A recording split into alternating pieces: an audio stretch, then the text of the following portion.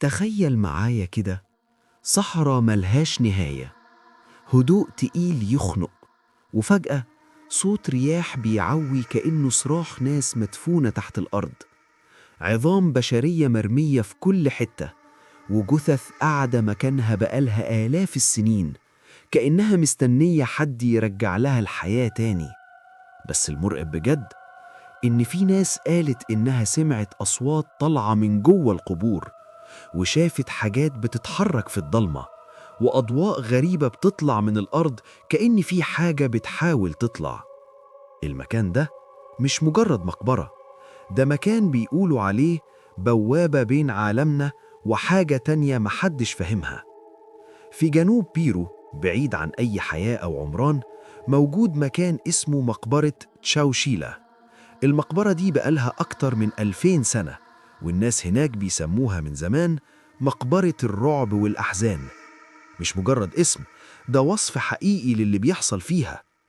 المومياوات هناك مش مدفونة زي أي مقبرة، لأ، دي قاعدة، أيوة، قاعدة زي البني آدم الطبيعي، وكأنهم بيتفرجوا عليك أو مستنيينك تقرب، وشعرهم لسه موجود، وبعضهم أسنانه باينة، وفي جثث شكلها كأنها بتبتسم ابتسامة مرعبة.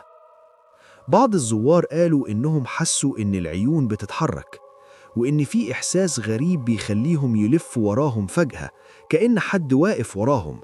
وده كله بسبب إن المنطقة جافة جدا، فالجثث اتحفظت بشكل طبيعي. بس السؤال، ليه في الوضع ده؟ وليه بالشكل المرعب ده؟ في سنة 1901 عالم آثار اسمه ماكس أولو قرر يكشف السر. راح المقبرة ومعاه فريق كامل، وبدأوا يدرسوا الجثث بالتفصيل. اكتشفوا إن أغلبها عمره أكتر من 2000 سنة، لكن المفاجأة اللي صدمتهم إن في جثث حديثة لناس ماتت من فترة قريبة.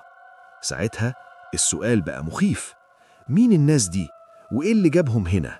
وماتوا إزاي في مكان محدش بيقرب له أصلاً؟ في ناس قالت إنهم لصوص حاولوا يسرقوا كنز مدفون تحت المقبرة، بس الغريب إن مفيش أي دليل على وجود كنز أصلاً. أهالي المنطقة رفضوا الكلام ده، وقالوا حاجة أخطر بكتير، إن المقبرة دي عليها لعنة، وفي أرواح بتحرسها. وفي روايات بتقول إن أي حد بيحاول ينبش القبور بيختفي، ولو اتلاقى بيتلاقى جثة جنب باقي الجثث. واحدة من أغرب الحكايات إنهم كانوا بيدفنوا جثث، وبعد أيام يرجعوا يلاقوها ظهرت تاني فوق الأرض بنفس الوضع، كأن حد رجعها مكانها. بس الرعب الحقيقي بيبدأ بالليل. ناس كتير من المنطقة شافت أضواء قوية بتطلع من وسط القبور، مش نور عادي، نور أبيض ساطع يظهر فجأة ويختفي فجأة. وفي شهود قالوا إنهم شافوا أجسام غريبة بتتحرك بين القبور، حاجات شبه كائنات صغيرة وسريعة. واحد اسمه تيتو روخاس قال إنه شاف جسم معدني طاير فوق المقبرة، نزل منه كائن قصير ومشي بين القبور، وبعدها الجسم طلع تاني واختفى في السماء. وشخص تاني قال إنه كان سايق عربيته بالليل وشاف ضوء زي البرق نزل على المقبرة، وفجأة الأرض كلها نورت. وبعدها حاجات غريبة بدأت تطلع من القبور، أشكال مش مفهومة بتتحرك بسرعة.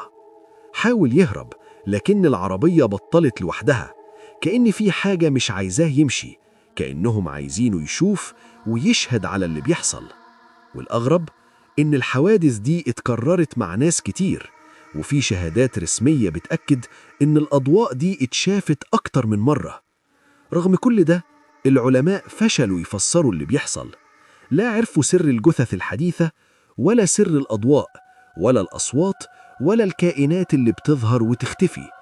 وفي ناس بتقول إن المقبرة دي مش مجرد مكان دفن، دي مكان كان بيستخدم في طقوس غريبة، طقوس ممكن تكون بتفتح باب لحاجة تانية. وفي نظريات أخطر بتقول إن المكان ده ممكن يكون نقطة اتصال بين عالمنا وحاجة مش من عالمنا. لحد النهاردة مقبرة تشاوشيلا لسه لغز، مفيش حد عارف الحقيقة، ولا حد قدر يفسر كل اللي بيحصل فيها. بس السؤال اللي محدش عارف إجابته، هل كل اللي اتقال ده مجرد خيال، ولا في حاجة فعلا مستخبية هناك مستنية أي حد يقرب. ولو لقيت نفسك يوم في المكان ده لوحدك بالليل، هتقدر تمشي ولا هتكون واحد من اللي بقوا جزء من المقبرة؟